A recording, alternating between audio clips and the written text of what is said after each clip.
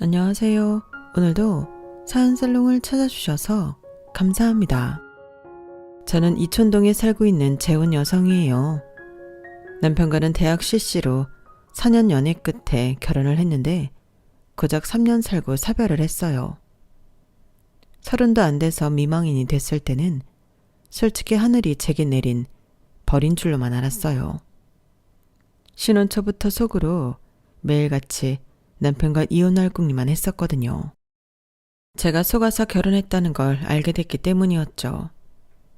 이제는 세상에 없는 사람을 흉보는 게 옳지 않다는 건 잘 알지만 지금도 전 남편과 시어머니를 생각하면 속에서 우라가 치밀 정도로 치떨리기 싫어요. 결혼과 동시에 가면을 벗은 전 남편은 치졸하기 짝이 없는 인간이었어요. 사람의 호의를 이용할 줄만 아는 인간이었거든요. 시어머니는 거기다 한술 더 떠서 얼마나 사악한 분이었나 몰라요. 저희 시어머니는 저를 돈 안 주고 부리는 자기 집 종으로 알고 사셨거든요. 도리는 지킬 줄 모르면서 자신의 권리만 주장하시는데 5분 이상 한 자리에 앉아서 대화를 하기 힘들 정도였어요. 그런 시어머니한테 제가 진저리를 치게 된 일이 있었는데 그건 바로 전 남편의 장례식장에서였어요. 당신 아들이 살아있을 때도 그러시더니 어쩌면 자기 자식 장례를 치르는 날까지도 돈 가지고 그 난리를 치시던지. 정말이지 지금 생각해도 진저리가 쳐진다니까요. 그런데 인생이 참 재미있는 게 사별하고 7년 만에 복수의 기회가 찾아왔지 뭡니까. 그래서 묵은 복수를 한 방에 해버리고 속 시원하게 사연을 적어 보내고 있답니다. 저는 어린 시절을 부유하게 보냈어요. 세상 부러울 것 없이 원하는 건 다 가질 수 있었거든요. 제게 없는 거라고는 딱 하나, 부모님이었어요. 제 돌을 앞두고 부모님은 저를 친가에 맡기고 모처럼 영화를 보러 극장에 가셨는데 집으로 돌아오는 길에 교통사고가 나서 두 분이 함께 세상을 떠나셨어요. 그래서 저는 부모님에 대한 기억이 없어요. 부모님을 사진을 통해 수도 없이 보고 자랐지만 함께 있던 기억이 없어서 그런지 제게는 부모님에 대한 애틋함이 없어요. 아빠 목소리가 어땠는지, 엄마 웃음소리는 어땠는지, 남들한테는 사소한 모든 것들이 제게는 경험해보지 못한 것들이라서 현실감이 없거든요. 차라리 TV를 통해 자주 보는 연예인들이 더 가깝게 느껴질 정도였어요. 그러다 중학교에 들어가던 해 미국에 살고 있는 아빠 친구분이 집에 찾아오셨었는데 그때 그분을 통해 처음으로 저희 부모님 목소리를 들을 수 있었어요. 혜주야, 이건 너희 부모님 결혼식 때 내가 비디오 카메라로 찍은 영상이야. 아저씨가 TV에 연결해 줄 테니까 한번 볼래? 한때 영화 감독이 꿈이었다는 아빠 친구는 미국에서 유학생활을 하던 중에 결혼식에 참석하러 잠깐 한국에 들어왔었다고 했어요. 그때 결혼 선물로 주려고 열심히 결혼식을 영상에 담았지만 결혼식 뒤풀이 때 술을 진탕 마시고는 뻗는 바람에 테이프가 담긴 카메라를 그대로 들고 미국으로 돌아갈 수밖에 없었다나 봐요. 그렇게 시간이 흘러 영화와는 상관없는 직업을 갖게 되었고 미국에서 결혼해 살게 되면서 이 영상에 대한 기억은 까맣게 잊게 된 거예요. 그러다가 얼마 전에 창고 정리를 하다가 이걸 발견하곤 한국에 들어오는 길에 일부러 저를 찾아와 주신 거였죠. 사진으로 자주 봐왔던 엄마 아빠였지만 목소리는 처음 듣는 거라서 기분이 묘했어요. 그제야 비로소 내 부모님이 정말 살아있었다는 걸 실감할 수 있었어요. 그러자 그동안 느끼지 못했던 그리움과 애틋함이 순식간에 몰려와서 나도 모르게 눈물이 뚝뚝 떨어졌어요. 할머니는 눈물이 그렁그렁한 눈으로 끝까지 화면에서 눈을 떼지 못하는 저를 보시곤 옷소매로 눈물을 훔치셨고 할아버지 역시 눈시울을 붉히셨어요. 아빠 친구가 돌아가신 그날 밤에도 저는 혼자 거실에 나와 밤새도록 그 영상을 몇 번이나 돌려봤어요. 그러자 할아버지께서는 올해 이 영상을 볼 수 있도록 공비디오 테이프에 복사를 해주셨어요. 여러 번 돌려보면 테이프가 늘어날까봐 아예 여러 개를 복사해 주신 거죠. 소녀딸을 위한 할아버지의 깊은 사랑 덕분에 저는 아직도 가끔씩 부모님이 생각날 때면 그 테이프를 꺼내 부모님의 결혼식 영상을 보고 있답니다. 할아버지와 할머니 사랑을 듬뿍 받고 자란 저였지만 제 유년기를 돌아봤을 때 저는 그리 착한 아이는 아니었어요. 딱히 사고를 치거나 나쁜 짓을 하고 다니지는 않았지만 뭐랄까 인간미가 없었거든요. 사람에 대한 애정이 없었어요. 일찍 세상을 떠난 부모님을 대신해 저를 길러주신 할머니 할아버지에 대해 고맙다는 생각을 하기는 했지만 그러면서도 한편으로는 그걸 당연하게 생각했었거든요. 난 고아니까 당연히 이 집안의 어른인 할머니 할아버지께서 나를 돌봐주셔야 한다고 말이죠. 나만 피해자인 것처럼 생각했고 내 삶만 불행하다고 생각해서 그랬던 것 같아요. 그랬던 제가 아빠 친구 덕분에 부모님 영상을 본 뒤로 조금씩 사람에 대해 마음을 열게 되었어요. 아빠 친구는 그 영상을 제게 전해주기 위해서 짧은 한국 방문 기간에도 불구하고 여러 사람을 거쳐 제가 사는 곳을 수소문하셨고 5시간이나 차를 타고 달려오셨다는 걸 알게 되었거든요. 오로지 부모를 잃은 옛 친구 딸을 위해서 말이죠. 세상엔 자신에게 아무런 이득이 되지 않아도 타인을 위해 도움의 손길을 내밀고 때로는 손해도 감수하는 결정을 내리기도 한다는 걸 그때 깨달았어요. 그래서 결심을 하게 되었죠. 내가 아빠 친구한테 도움을 받은 것처럼 나도 누군가에게 도움을 줄 수 있는 사람이 되자고요. 특히 자식을 앞세워 보낸 뒤 혼자 남은 손녀딸을 누구보다 아끼고 사랑으로 보살펴 주시는 할머니 할아버지께 잘 해야겠다는 마음도 갖게 되었어요. 하지만 그때까지만 해도 제가 모르는 게 있었더라고요.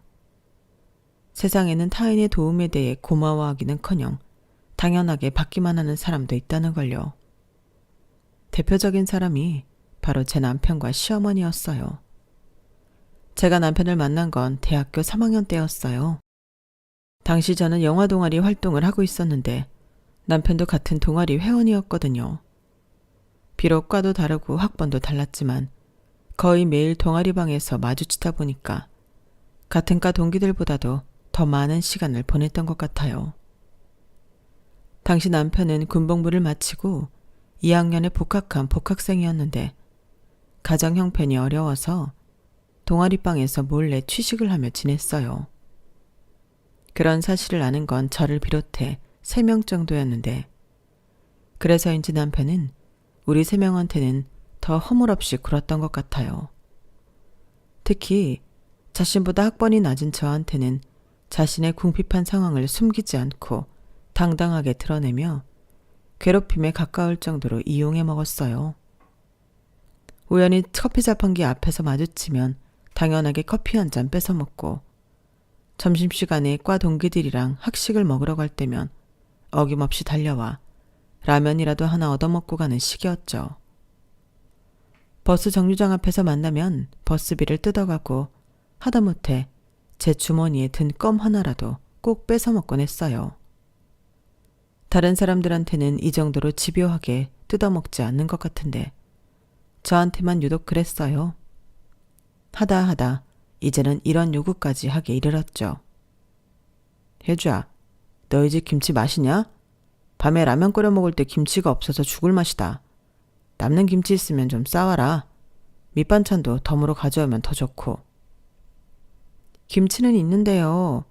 그거 들고 버스 타면 냄새 엄청 날 텐데 어떻게 가져와요? 김치야 냄새 나는 게 당연한 건데 그런다고 버스 타고 못 가져와? 그럼 내가 직접 가서 들고 오지 뭐. 오늘은 내가 가해가 있어서 안 되고 내일 나랑 같이 너희 집에 가자. 내일 4시까지 동방으로 와. 네? 저 내일 강의 없는데요. 강의 없으면 동방에서 놀고 있어.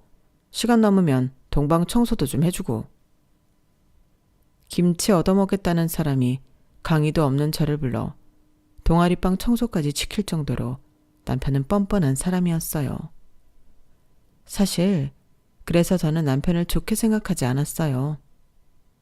동아리 활동할 때 돈을 내야 하는 순간엔 쏙 빠지거나 자신은 가난한 고학생이라고 어필을 해서 빠지게 있으면서도 동방에서 짜장면을 시켜 먹거나 근방에서 술을 마실 때면 제일 먼저 달려와 한자리를 차지하고 있는 모습이 너무 얄미웠거든요.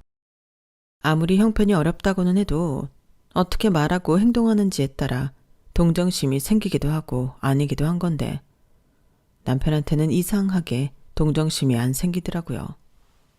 아마도 뻔뻔함이 지나쳐서 그랬던 것 같아요. 어쨌거나 선배 마린이 할 수 없이 강의도 없는데 시간에 맞춰 동아리방에 갔어요. 가보니 남편은 아직 강의가 안 끝났는지 동방엔 아무도 없더라고요.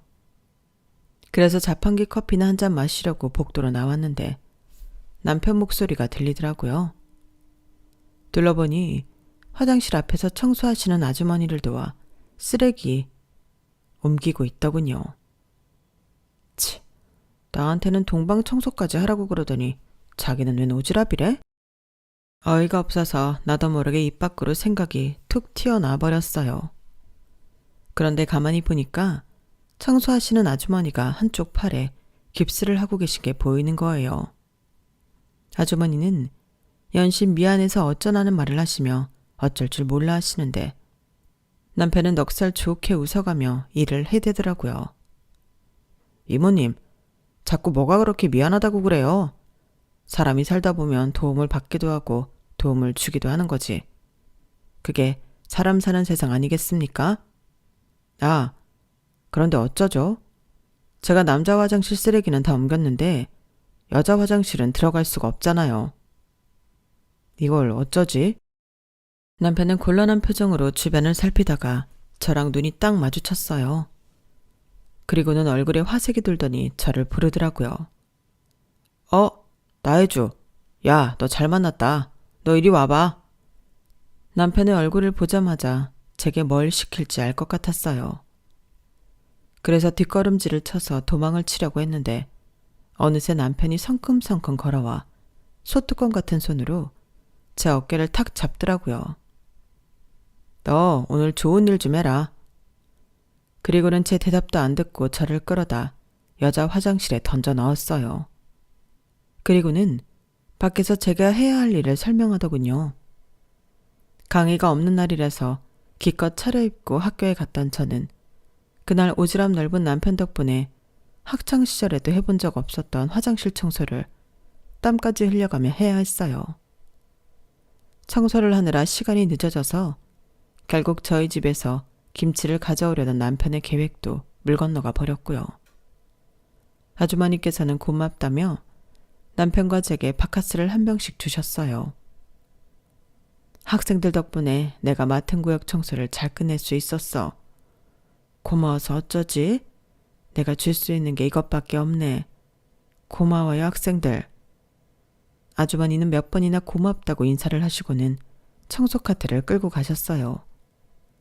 저는 땀으로 화장이 다 지워져서 쌩얼에 가까운 얼굴로 파김치처럼 늘어져 있었는데 하필 그 순간에 배에서 꼬르륵 소리까지 나지 뭐예요.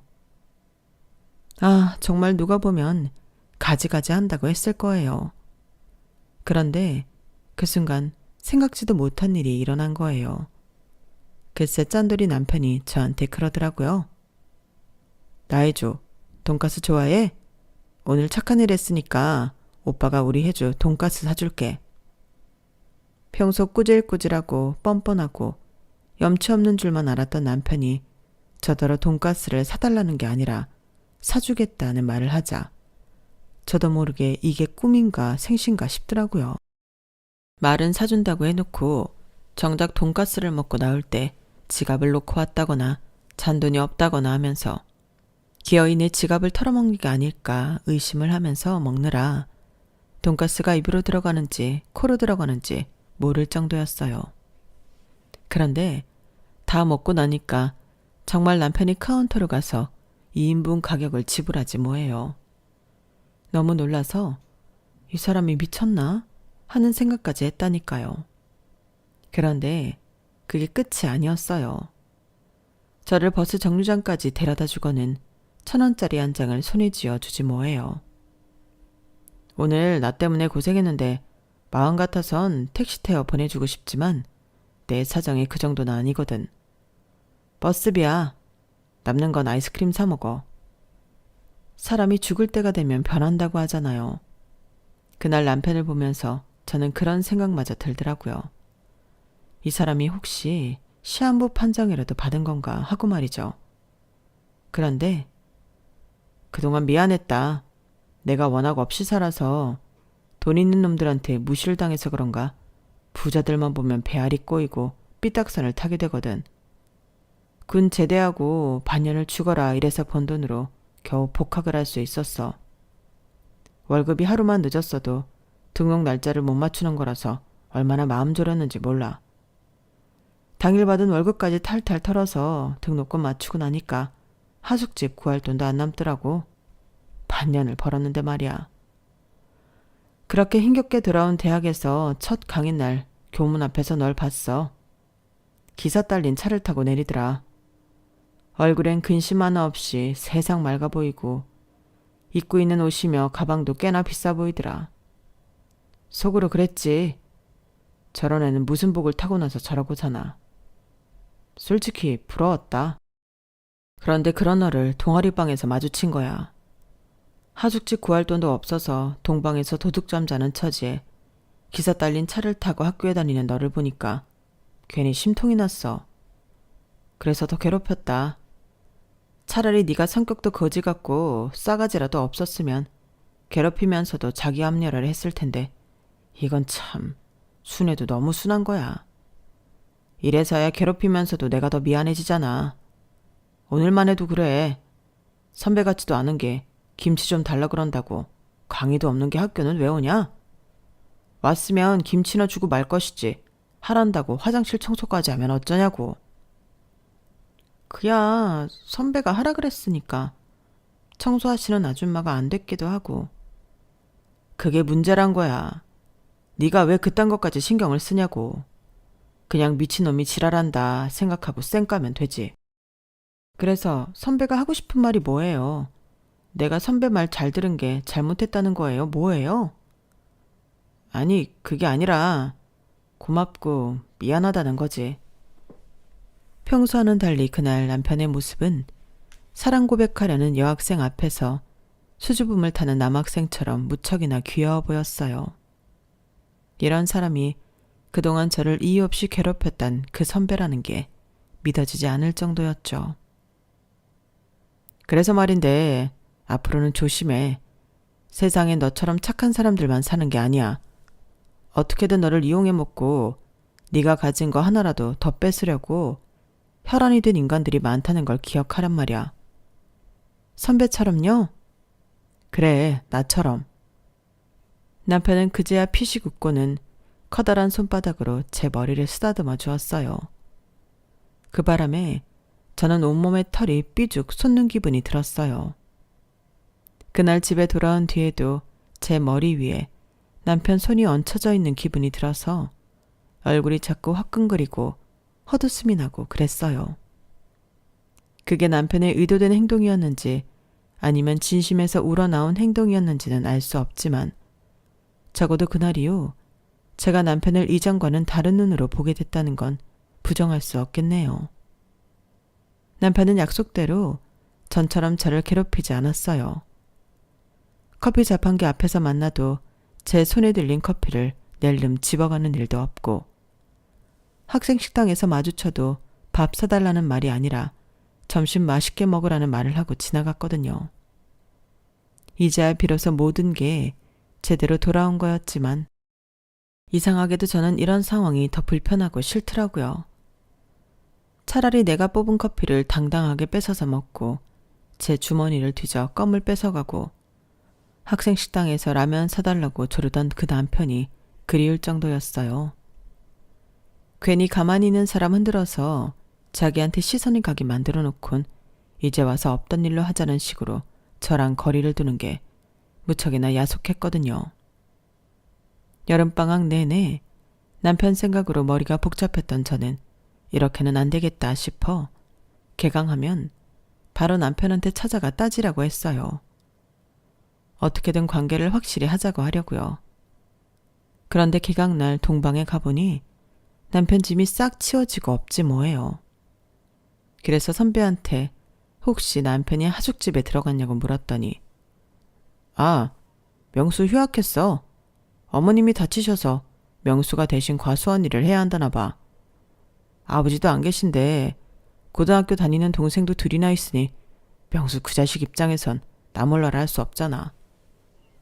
에휴, 방학 내내 땡볕에서 막노동 뛰면서 등록금 번다고 난리쳤는데 결국엔 그 돈 고스란히 어머니 병원비로 들어갔지 뭐.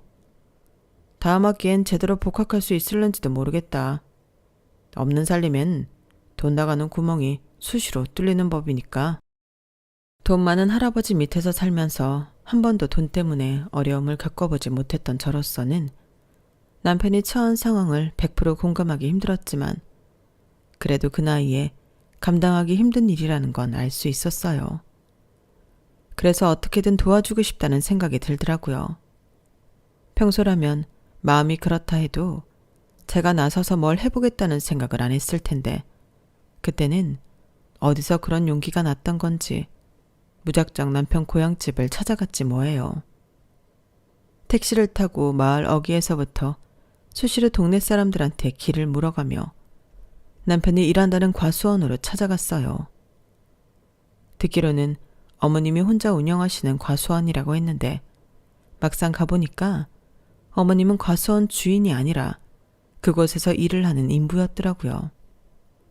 하긴 과수원을 운영할 정도의 집이라면 그렇게 돈이 쪼들려 살지 않았겠죠. 느닷없는 제 방문에 남편은 무척이나 놀라했어요. 그도 그럴 게 남편과 제가 그리 친한 사이도 아니었으니까요. 거기까지 갈 때만 해도 거침이 없었던 저는 정작 남편을 마주하자 입도 떨어지지 않았어요. 그건 남편의 첫마디 때문이었죠. 나혜주, 네가 여긴 왜 왔어? 그곳까지 가면서도 왜? 라는 질문을 스스로한테 해보지 않았던 탓에 저는 말문이 막혀버렸어요. 사실 저도 왜 거기까지 갔는지 잘 몰랐거든요. 그런데 힘든 노동 탓인지 아직 수그러들지 않은 무더위와 땡볕 탓인지 새까맣게 타서는 온몸이 땀에 흠뻑 젖은 남편을 보니까 눈물부터 나지 뭐예요. 제 눈물에 놀란 남편은 어쩌지도 못한 채 목에 두르고 있던 수건을 제게 건넸어요. 수건을 받아 눈물을 닦으려는데 순간 정신이 확 들더라고요. 이미 축축하게 젖어있던 수건에서 땀 냄새가 났거든요. 그래서 얼른 손으로 코를 막았더니 남편이 그 모습에 깔깔대며 웃는 거예요. 야, 사람 일 울리든 웃기든 하나만 해. 어쨌든 눈물 그쳤으면 됐다. 잠깐 기다려. 땀 좀 씻고 올게. 비누 냄새를 폴폴 풍기며 돌아온 남편은 이 먼 데까지 어떻게 왔냐고 물었어요. 그래서 동아리 선배한테 사정을 다 들었다는 것과 아직 추가 등록 기간이 남아있으니 등록을 하라고 했어요. 돈은 제가 빌려주겠다고요. 그랬더니 너 괜한 헛걸음했네. 실은 큰아버지께서 도와주시기로 했어. 우리 집 사정이 하루 이틀 사이에 좋아지진 않을 텐데 차라리 하루빨리 졸업해서 제대로 된 직장 다니면서 돈을 버는 게 나을 거라고. 이번 학기 학비랑 엄마 팔이 다 나을 때까지 생활을 도와주시겠대. 안 그래도 곧 서울로 올라가려고 했는데. 아무튼 고맙다. 난 너한테 잘해준 것도 없는데 괜히 미안하네. 기왕 왔으니까 복숭아 좀 가져가라. 낙과라서 모양은 좀 그렇지만 맛은 끝내주거든. 결국 저는 양손 가득 복숭아를 얻어들고 다시 서울로 올라오게 됐어요. 그리고 얼마 뒤 남편은 학교로 돌아왔고 전처럼 동방에서 생활을 하게 되었어요. 모든 게 예전으로 돌아갔지만 그렇지 않은 것도 있었어요. 제가 남편 집에 찾아간 이후 남편과 제 사이엔 묘한 기류가 흐르기 시작했고 4학년이 되고부터는 정식으로 사귀게 되었거든요. 남편보다 1년 먼저 취직을 한 저는 말 그대로 우렁이각시처럼 물심양면으로 남편의 취업을 도왔어요. 남편이 도서관에서 공부하는 사이 남편 자취방에 찾아가 쌀도 채워넣고 냉장고에 밑반찬이며 김치며 심지어 할머니께서 사오신 한우까지 훔쳐다 남편에게 구워 먹이곤 했거든요. 월급은 고스란히 데이트 자금이나 남편 생활비로 들어갔지만 그게 아깝다고 생각한 적은 없었어요. 어떻게든 살아보겠다고 발버둥 치는 남편한테 조금이라도 도움이 된다면 그걸로 됐다고 생각했으니까요.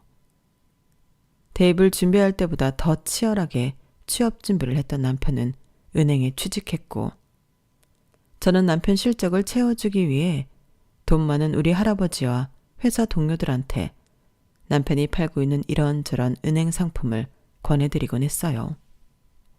덕분에 남편은 신입임에도 매번 큰 어려움 없이 자신의 할당량을 채울 수 있었죠. 그 고마움 때문이었는지 모르겠지만 남편은 쉬는 날이면 저희 할아버지 댁에 자주 놀러와서 할아버지와 바둑을 두기도 하고 남자 손이 필요한 잡다한 집안일들을 도와주고 가곤 했어요. 그래서 저희 집에서는 일찌감치 제 남편을 손녀딸 사윗감으로 생각하셨어요. 남편은 취직을 하고도 월급의 대부분은 학자금 대출을 상환하는 데 들어갔어요. 은행권뿐만 아니라 큰아버지께 빌린 돈도 갚아야 했으니까요. 남은 걸로 생활을 하고 거기서 또 쪼개서 고향집에 내려보내야 했으니 30이 되도록 통장엔 단돈 100만 원도 여윳돈이 없었어요. 이래서는 언제 돈을 모아 결혼을 할 수 있을지 눈앞이 캄캄하기만 하더라고요. 그래서 차라리 집을 내가 마련할 테니 결혼부터 하는 게 어떻겠냐고 했더니 남편이 한숨을 푹 쉬더라고요. 혜주야, 지금 우리가 결혼하면 내가 짊어지고 있는 빚을 너랑 나눠지는 것밖에 안 돼. 네가 왜 나 때문에 그 고생을 해야 되니? 그러지 말고 몇 년만 더 기다려주라. 작은 전셋집이라도 마련할 때까지만. 자기야, 그게 현실적으로 가능할 것 같아?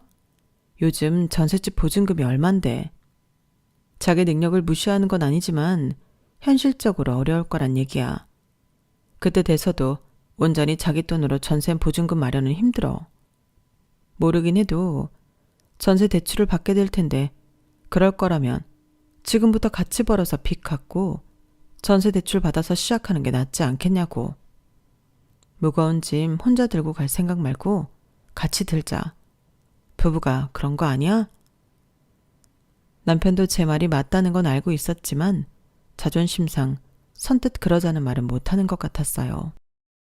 그래서 할아버지께 설득 좀 해달라고 부탁했어요. 하루는 남편을 집에 불러 같이 바둑을 두시다가 제가 미리 얹을드린 부분에 대해 얘기를 꺼내시더라고요. 그런데 내 생각엔 말이다. 니들만 괜찮다면 너희가 이 집에 들어가 사는 게 어떨까 한다.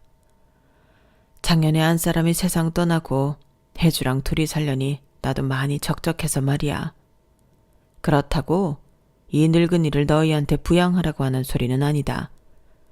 집안 살림이야 도우미 아주머니가 있으니 걱정 없고 생활비야 이 할애비가 돈 많은데 무슨 걱정이겠니. 여기서 몇 년 살면서 돈 모아서 나가면 니들한테도 나쁘진 않을 것 같구나. 할아버지께서 생각지도 못했던 선택지를 주시는 바람에 조금 놀라긴 했지만 따지고 보면 나쁜 조건은 아니었어요. 오히려 저희 입장에선 완전 땡큐인 셈이었죠. 집세 안 나가고 생활비도 안 나가니까 그 돈은 고스란히 빚 갚고 다음 해부터는 돈도 모을 수 있을 테니까요. 게다가 제가 당장 결혼해서 집을 나가면 할아버지 혼자 계시는 것도 걱정이었는데 그 문제도 한 큐에 해결되는 거잖아요. 처가살이를 한다고 하면 사람들이 색안경을 쓰고 보겠지만 일러하신 할아버지를 모시고 산다고 하면 오히려 더 좋게 보이지 않겠어요? 그래서인지 남편도 할아버지 제안에 솔깃하는 것 같았어요. 그래서 시어머니께 그런 상황을 전하고 결혼 허락을 구했는데 역시나 시어머니는 시어머니더라고요. 그 얘기를 듣고는 대뜸 이러시는 거 있죠. 그럼 나는 니들이 거기 사는 동안 내 아들네 집에도 못 드나드는 거잖니? 차라리 네 할아버지께 말씀드려서 작은 집이라도 하나 해달라고 그러렴. 그래야 나도 우리 애들도 지 형 집에 드나들기 편하지. 엄마, 지금 그걸 말이라고 하세요? 제가 해야 할 도리를 못해서 할아버지께 도움받는 처진데 그것도 모자라서 집을 해달라고요? 전 그렇게는 못해요. 아니, 내가 못할 말했니? 결혼하면 어차피 한 가족인데 돈 있는 사람이 좀 더 쓰는 게 뭐가 그렇게 문제라는 거야? 나도 가진 것만 있다면 당장이라도 그렇게 해주겠다. 예, 네 생각은 어떠니?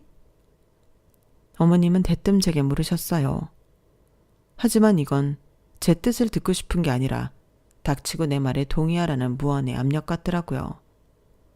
하지만 어머님 기분 맞춰드리느라 할아버지께 부담을 드릴 수는 없었어요. 저도 명수 씨랑 같은 생각이에요. 그리고 비록 할아버지 댁이지만 집이 워낙 커서 어머님이랑 명수 씨 동생들이 찾아와도 쉬다 가실 수 있을 거예요.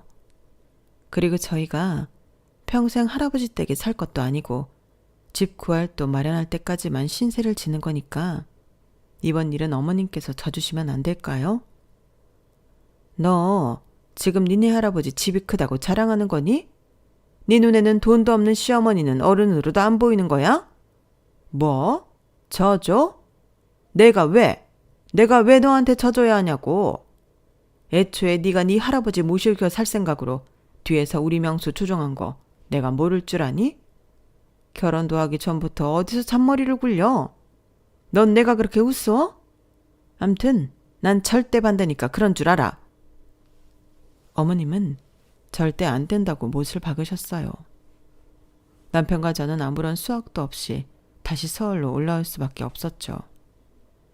이렇게 우리 결혼 얘기는 물 건너가나 했는데 며칠 뒤 남편한테 어머님이 허락하셨다는 연락이 온 거예요. 말로는 자기가 전화로 설득했다고 하더군요. 그때는 그냥 그런 줄로만 알았어요. 나중에서야 그게 돈 때문이었다는 걸 알게 되었지만요. 아무튼 양가 어른들의 허락이 떨어진 만큼 속전속결로 결혼 준비를 시작했어요. 서둘러 예식장을 잡고 제가 쓰던 방에 침대 정도만 바꾸고 시작한 신혼이라 돈이 든 것도 별로 없었어요. 그나마도 할아버지 지인분들이 많이 오신 덕에 축의금이 꽤 들어와서 그걸로 결혼 비용은 충당할 수 있었어요. 신혼여행 비용까지 모든 비용을 제하고도 오히려 돈이 남았으니 완전 남는 장사였죠. 그런데 신혼여행을 마치고 시댁에 인사를 갔더니 어머님이 대뜸 축의금 얘기를 꺼내시더라고요. 예, 그날 보니까 너희 쪽 손님이 꽤 들었더구나. 우리가 양보해서 서울에서 식을 올렸으니 망정이지. 너희가 대구까지 내려와야 했으면 그 돈 다 날아가는 거 아니었겠니? 그러니까 거기에 대한 일종의 보상금을 좀 줬으면 한다. 서울서 식을 올리는 바람에 우리 쪽 지인들이 많이들 못 갔으니 하는 소리 아니니. 많이는 안 바란다? 딱 3분의 1만 다오.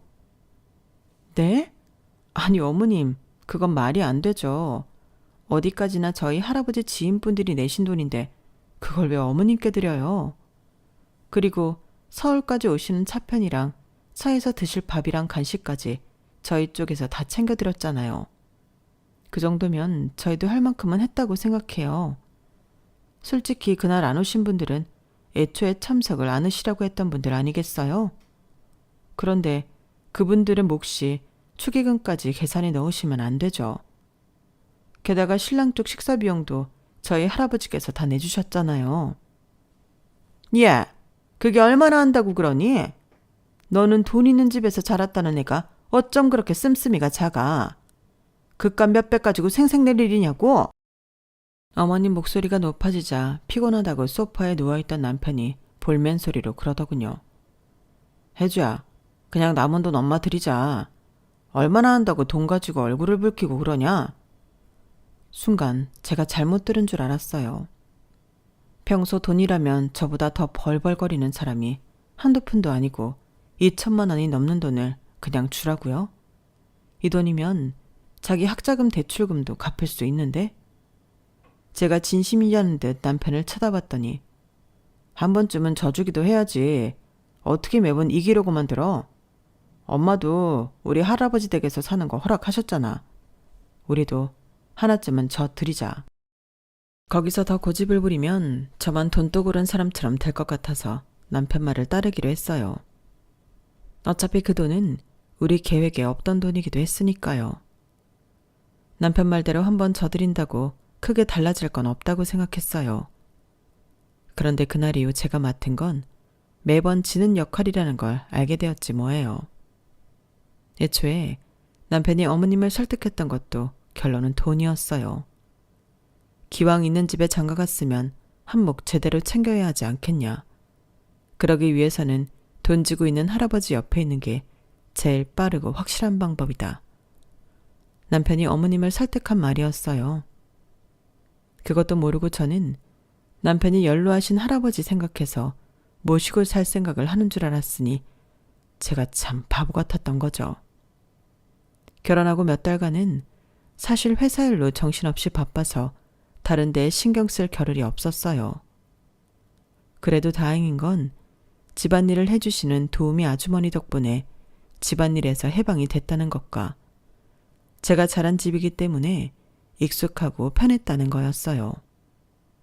그래서 남편이 무슨 생각을 하는지 굳이 알아채려고 노력하지 않았는데 그러다가 한 번에 쾅 뒤통수를 맞게 됐어요.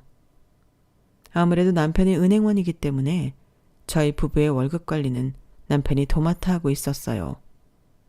각자 버는 돈에서 자신이 쓸 용돈과 약간의 공동생활비를 제외하고는 남편이 우리한테 잘 맞는 예적금으로 돈을 모으고 있었거든요. 그래서 매달 아무 의심 없이 남편 계좌로 월급을 이체하곤 했어요. 그런데 하루는 남편이 저 몰래 시어머니와 통화하는 걸 듣게 된 거예요. 엄마, 그 돈 딱 일주일만 쓰고 줘야 돼. 해주고 알면 난리 난다고. 걔는 내가 지금까지 우리 월급 받은 거 잘 불리고 있는 줄 안단 말이야. 저번처럼 돈 못 갚는다고 그러면 내 선에서 처리할 방법이 없어. 꼭 약속 지켜야 돼. 안 그럼 나도 더는 안 빌려줘. 일부만 엿들은 통화였지만 내용을 파악하는 건 어렵지 않았어요. 남편은 그동안 저 몰래 어머님께 우리 부부의 공동 자금을 빌려줘 왔고 그중에 못 받고 뜯긴 적도 있다는 것. 그럼에도 이번에도 또 돈을 빌려주려 한다는 거였죠. 저는 남편이 통화를 마치는 걸 기다렸다가 조용히 다가가 물었어요. 어머님한테 돈 빌려드리려고? 그러자 남편이 흠칫 놀라더군요. 그러다가 이내 평정심을 유지하곤 부탁 전화만 받았을 뿐 빌려줄 생각은 없다고 하지 뭐예요. 제가 다 들었는데 말이에요. 아무래도 남편을 믿을 수가 없어서 그동안 모은 돈 내역을 보자고 했어요. 그랬더니 남편이 자기를 못 믿는 거냐고 길길이 뛰기 시작하더라고요. 찔리니까 괜히 목청만 높이는 게 더 수상해서 집요하게 물었더니 결국엔 이실직고를 했어요. 그런데 현재 수중에 남아있는 돈이 얼마 안 되지 뭐예요. 지금까지 모은 돈의 대부분이 어머님께 빌려드린 이후 복구가 안 된 거예요. 한마디로 사라져버린 거죠. 출처는 다름 아닌 시댁이었어요. 과수원 일을 다니고 때때로 과일 판매까지 해야 해서 트럭이 필요했다는 거예요. 그래서 시동생 앞으로 트럭을 한 대 뽑아줬다고 하더군요. 아니, 그런 걸 왜 나한테 말 안 했어? 적어도 상의는 했어야지. 거기엔 내 월급도 들어가 있는 거잖아. 게다가 지난번에 빌려준 건 받지도 못했다며? 그런데 왜 또 빌려주는 건데? 저로서는 정당한 권리 행사였는데도 남편은 오히려 짜증을 내면서 삐딱하게 나오더라고요. 그러더니 결국엔 궤변을 늘어놓기 시작했어요. 자기야, 이성적으로 생각해봐. 엄마한테 빌려준 돈 제대로 받으려면 어떻게 해야겠어? 일단 돈을 벌 길을 열어줘야 이자든 원금이든 받아낼 거 아니야. 그래서 빌려준 거야. 이건 또 무슨 신박한 변명인 건지. 애초에 돈을 안 빌려줬으면 이런 일이 벌어지지 않았을 거 아니에요. 그래놓고 이제 와서 돈 받으려고 돈 더 빌려주겠다니. 그런데 진짜 문제는 돈을 빌려주고 말고가 아니었어요. 바로 어머님과 남편의 태도였죠. 이 모자는 어떻게 된 게 네 거 내 거에 구분이 없는 거예요. 연애를 4년이나 하고 결정한 결혼이었지만 남편의 이런 성향을 몰랐던 건 그동안 워낙 남편 형편이 어려웠던 탓에 제가 일방적으로 손해를 보는 구조였기 때문이었어요. 그러다 결혼하자마자 실상을 마주하게 된 거죠. 이 일로 결혼기간 내내 정말 많이 싸웠어요. 그러다 결국엔 자기 월급은 공동생활비를 제외하고는 각자 관리하기로 했어요. 하지만 그럼에도 불구하고 돈 문제는 곳곳에서 불거졌어요. 저희가 할아버지와 함께 살았잖아요. 그런데 주말이나 평일 저녁 때 외식을 나갈 때면 의뢰 남편은 할아버지가 계산할 때까지 단 한 번도 돈을 내지 않더라고요. 제가 먼저 달려가서 계산하지 않으면 끝까지 절대 돈을 안 내요. 그래서 그 문제로 뭐라고 했더니 이러는 거 있죠. 할아버지 돈 많으시잖아. 어차피 돌아가실 때 우리한테 주고 가실 텐데. 그러면 상속세 내야 하고. 그러니까 할아버지가 돌아가시기 전에 한 푼이라도 더 받아 쓰는 게 세금도 덜 내고 효도 아니겠어? 난 그렇게 생각하는데. 어쩜 이렇게 자기 좋을 대로 판단을 하는지 정말 입이 떡 벌어졌어요. 도대체 이런 사고방식은 누구한테 배운 건가 했더니 바로 시어머니였더라고요. 저희 할아버지께서는 남의 집 귀한 맏아들 처가살이 시키는 게 미안하다시며 시댁에 참 잘하셨거든요. 명절에 시댁에 갈 때면 한우 세트에 시어머니 옷과 가방, 거기에 시누이 시동생 용돈까지 저희 부부를 통해 보내셨어요. 그런데 매번 그걸 받으면서도 시어머니는 단 한 번도 고맙다는 소리를 안 하시는 거예요. 한 번은 저희 시댁과 한 동네 사시는 작은 할머니께서 찾아와 저희 부부가 바리바리 싸운 선물을 보시곤 한마디 하셨어요. 아유 세상에 이게 다 뭐야. 백화점을 옮겨다 놨네 그려. 아들 녀석 장가 잘 보낸 덕에 자네가 복이 터졌구만. 그러자 시어머니께서 뭐라고 하셨는지 아세요? 복은 무슨 돈 많은 늙은이가 돈 쓰는 재미 보려고 하는 일인걸요. 다 우리한테 할만하니까 보내는 거 아니겠어요? 기왕 해줄 거면 돈 되는 논이나 밭을 사줄 것이지 매번 푼돈 가지고 생색만 내네요. 하여간에 있는 사람들이 더하다니까요. 이러면서 꼭 마치 받을 거 덜 받은 사람처럼 행동하셨어요. 그런데 어머님의 이런 말들은 따지고 보면 죄다 틀린 말이었어요. 어머님은 저희 할아버지가 푼돈 가지고 생색만 낸다고 하셨지만 실상은 달랐거든요. 사실 저희 부부가 결혼하기 전까지 저희 시댁은 마을에서 유일하게 땅 한 평 가진 게 없는 집이었어요. 그러니 집성촌에 살면서 일가 친척들한테 늘 무시만 당하고 살아왔었죠. 그랬던 저희 시댁이 동네에서 목에 힘주고 살게 된 건 우리 부부가 결혼하고 1년도 안 돼서였어요. 그 전까지는 친인척들이 저희 시댁에 찾아오는 일도 없었거든요. 저희가 결혼하고 얼마 안 돼서부터 저희 시어머니는 툭 하면 저희 집에 전화를 하셨어요. 남편이나 저한테 하신 건 아니고 대부분은 저희 할아버지께 했던 전화였죠. 어머님이 어찌나 뻔뻔한 분이신지 남들은 대놓고 말하기 힘든 걸 너무도 쉽게 내뱉으셨어요. 이를테면 뭘 좀 해달라는 말들이었죠. 툭 하면 저희 할아버지께 죽는 소리를 하시며 땅 좀 사달라, 밭 좀 사달라 조르셨거든요. 저 좋으라고 이러는 거 아닙니다. 어차피 나중에 우리 며느리한테 주고 가실 재산 아닙니까? 기왕 주실 거 새로 가족이 된 저희 살 길도 열어주시면 남들 보기에도 좋고 얼마나 좋습니까? 저 집은 며느리 잘 들어와서 살림이 편해 할 테니까요. 할아버님, 돈 많으시잖아요. 이깟 땅 할아버님께는 푼돈 아닙니까? 손녀딸 생각해서 선심 좀 쓰세요. 처음 이런 전화를 받았을 때 저희 할아버지는 적잖이 놀라셨던 모양이에요. 저한테 정확한 내막은 말씀하시지 않으셨지만 지나가는 말로 너희 시어머니는 참 재미있는 사람이더구나 라고 하셨거든요. 지금껏 살아오시면서 그렇게 대놓고 뻔뻔한 사람은 처음이셨기에 그런 말씀을 하셨던 것 같아요. 어찌됐건 덕분에 저희 시댁은 제가 시집 온 이후에는 동네에서 땅을 제일 많이 가진 집이 되었어요. 그러니 한 동네 사는 친인척들이 문지방이 닳도록 저희 시댁에 드나들었고요. 시어머니는 참 약은 분이라서 저희 할아버지께서 땅이나 그 밖에 돈 되는 선물을 해주시자 저한테도 꽤 유하게 대하셨어요.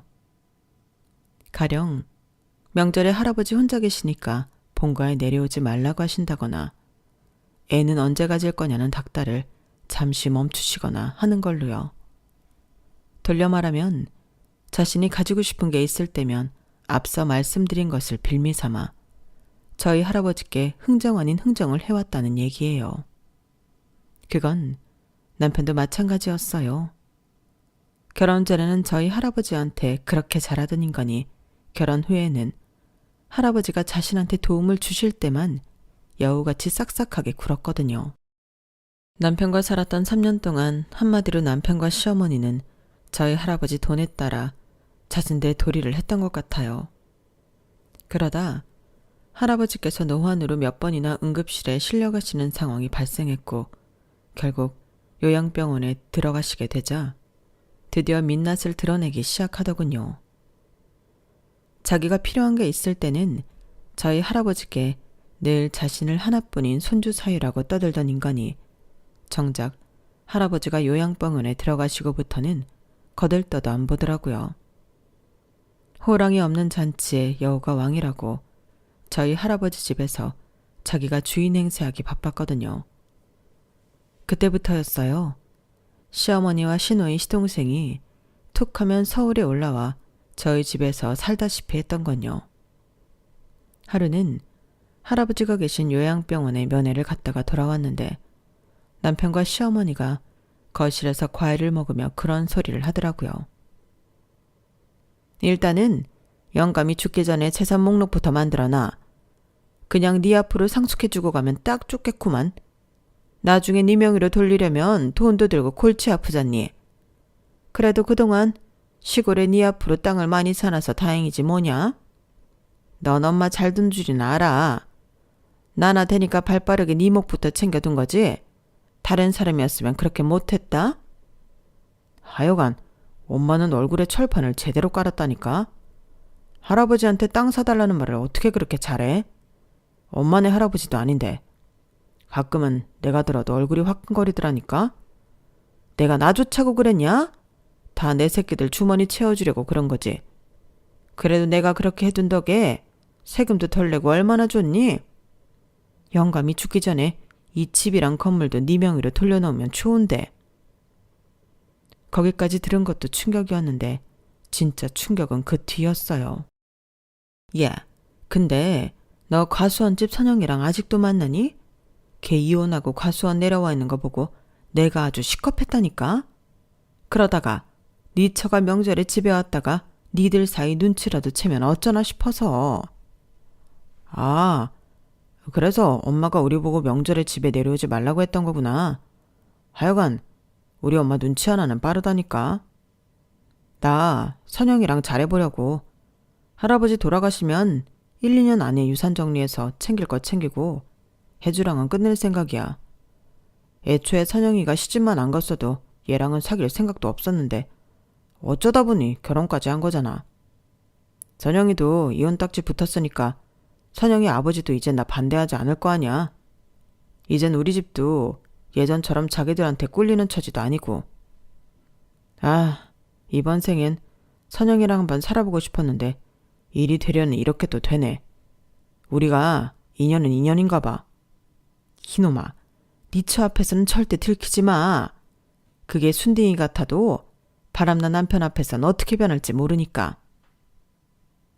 그날 모자의 대화를 몰래 듣지 않았다면 저는 지금쯤 할아버지 유산은 다 뺏긴 채 남편한테 버림받은 충격으로 폐인이 돼 있을지도 모르겠네요.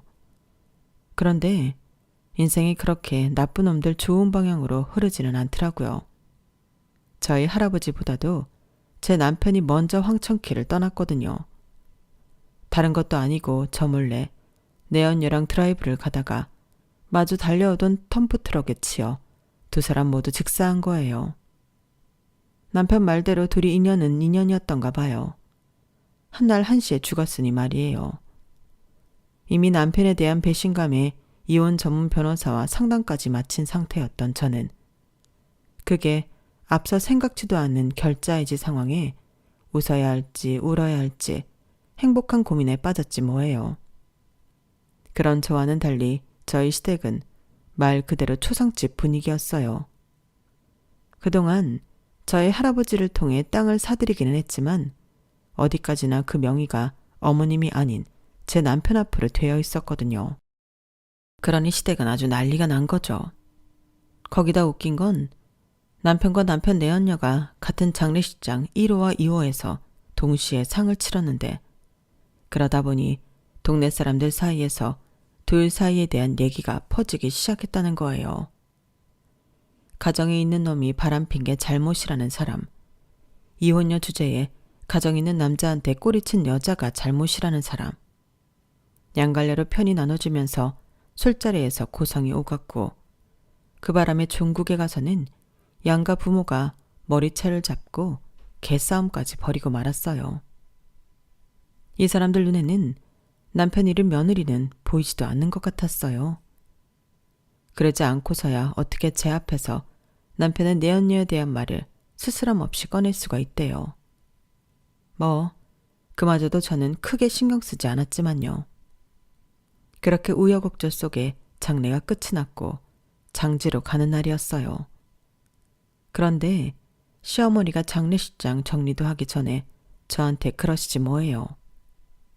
야, 어떻게 된 게 네 남편 장례식인데 너희 집안 사람들은 코빼기도 안 보이니? 사람들이 어떻게 이럴 수가 있냐고. 어머님, 오히려 다행 아닐까요? 어머님 아들이 내연녀랑 한날 1시에 죽었다는데 그게 알려져서 좋을 게 뭐예요. 괜히 죽은 사람 욕만 더 먹게 하는 거죠. 그러니까 너무 서운해하지 마세요.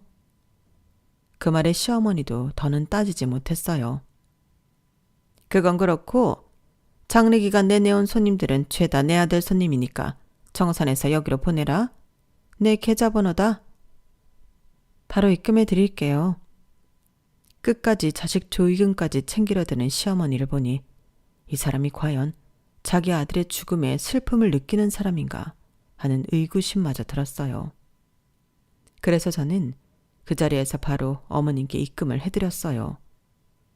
순간 어머님 휴대폰으로 입금 내역이 떴고 그걸 확인한 시어머니가 개거품을 물고 난리를 쳐댔어요. 너 이게 뭐하는 짓이냐? 조의금 보내랬더니 1원을 보내? 너 지금 나랑 장난하는 거냐? 어머님, 그 정도면 제가 후하게 쳐드린 거예요. 이체는 마이너스가 안 돼서 그나마 1원이나 드렸으니까요. 그러니 그건 어머님 아들 저승길 노잣돈이라고 생각하세요. 아, 그리고 저 서류 정리되는 대로 시골 땅 다 팔 겁니다. 그러니까 논이고 밭에서 난 것들 중에 챙기실 거 있으면 얼른 챙기세요. 나중에 시간이 없었네 어쩌네 핑계대지 마시고요. 그리고 미리 말씀드리는데 그 이 사망보험금 말이에요. 혹시라도 거기서 얼마 떼어줄까 기대하고 계신다면 일찌감치 꿈 깨세요. 제가 장례기간 내내 계산기를 때려보니까 그동안 그의 대학 등록금부터 자취방 월세, 학원비를 비롯해 심지어 자동차 면허학원 수강료까지 제 주머니에서 나간 돈이 엄청나더라고요. 그의 사망보험금에서 그것들 제하고 나니까 치킨값밖에 안 남네요. 그러니 어쩌겠어요. 그걸로 계산은 퉁치는 수밖에. 어머님 보시기에 제가 맹한 구석에 있어서 내 거 못 챙기는 것처럼 보이시겠지만 어머님, 왜 그런 말이 있잖아요. 있는 사람이 더 무섭다고. 네, 맞아요. 전요, 무슨 수를 써서라도 그간 그이랑 시댁에 들어간 우리 집 돈 다 돌려받을 거예요. 혹시나 소송을 생각하신다면 하세요. 전요, 변호사 수임료가 얼마가 들든 그건 상관없어요. 은혜를 원수로 하는 배은망덕한 인간들을 응징할 수만 있다면 얼마가 들든 끝까지 갈 생각이니까요. 그러니까 잘 생각해 보시고 덤비세요. 그럼 다시 볼 일 없길 빕니다. 뭐? 야 이년아, 돈 내놔라, 내 돈. 아니, 내 아들 목숨값 내놔 이년아. 너 내가 니년한테 순순히 다 뺏길 줄 아냐? 어림도 없어. 변호사? 그거 나도 선임하면 그만이야. 우리 집안이 널리고 널린 게 변호사라고. 사실 어머님 말씀은 사실이었어요. 집성촌 내에 변호사나 판검사 자식을 둔 집이 한둘은 있었으니까요. 하지만 이미 끈떨어지고 논도 밭도 다 뺏길 판인 집에 누가 도움을 주겠어요? 어림도 없죠. 돈이 없을 땐 어떻게 살아도 있다가 없어지면 살기 힘들잖아요. 결국엔 시어머니와 자식들은 고향을 떠났다는 소식이 들리더군요. 이렇게 남편의 장례를 끝으로 시댁과는 연을 끊었어요. 그리고 4년이 지난 지금 저는 새로운 인연을 만나 재혼을 했답니다. 할아버지가 계신 요양병원에서 만나게 된 사람이었어요. 남편은 사남매 중 늦둥이로 연로하신 어머님 면회를 왔다가 저랑 자주 마주치게 되었어요. 이혼 경력이 있는 것도 저랑 비슷하고 대화도 잘 통해서 호감이 가던 사람이었는데 자주 보다 보니 결혼까지 이어지게 되었어요. 둘 다 한 번의 실패를 경험한 터라 이번 인연은 어떻게든 잘 지켜나가려고 노력 중입니다. 실패는 성공의 어머니란 말처럼 말이죠. 지금까지 제 사연을 들어주셔서 감사합니다. 좋은 인연들과 하루하루 행복하시길 바랍니다. 여러분, 사연 댓글에 응원과 현명한 조언 부탁드려요.